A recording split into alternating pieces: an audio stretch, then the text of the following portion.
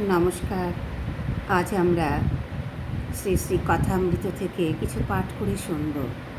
তব কথামৃতম তপ্ত জীবনম কবিভিরীড়িতম কল্মষাপহম শ্রবণমঙ্গলম শ্রীমদাততম ভুবি গৃহণন্তি ইয়ে ভূরিদা জনঃ।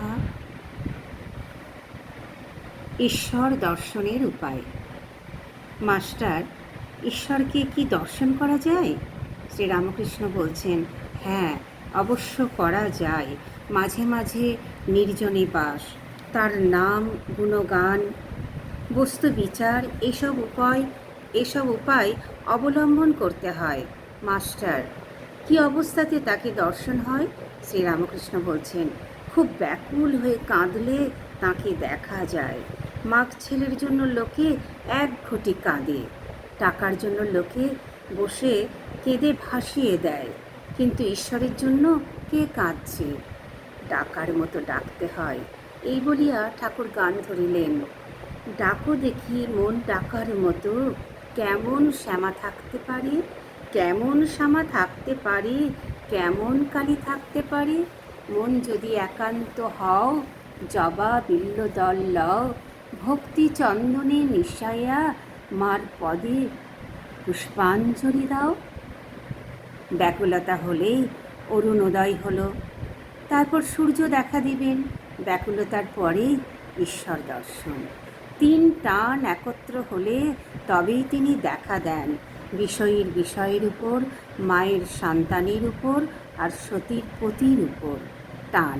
এই 3 টান যদি কারো একসঙ্গে হয়, সেই টানের জোরে ঈশ্বরকে লাভ করা যেতে পারে। কথাটা এই, ঈশ্বরকে ভালোবাসতে হবে। মা যেমন ছেলেকে ভালোবাসে, সতী যেমন পতিকে ভালোবাসে, বিষয়ী যেমন বিষয় ভালোবাসে।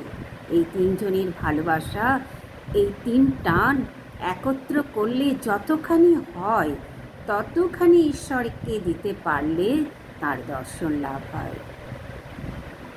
ব্যাকুল হয়ে তাকে ডাকা চায়। বিড়ালের ছানা কেবল মিউ মিউ করে মাকে ডাকতে জানে। মা তাকে যেখানে রাখে সেইখানেই থাকে। কখনো হেসেলে, কখনো মাটির উপর, কখনো বা বিছানার উপর রেখে দেয়।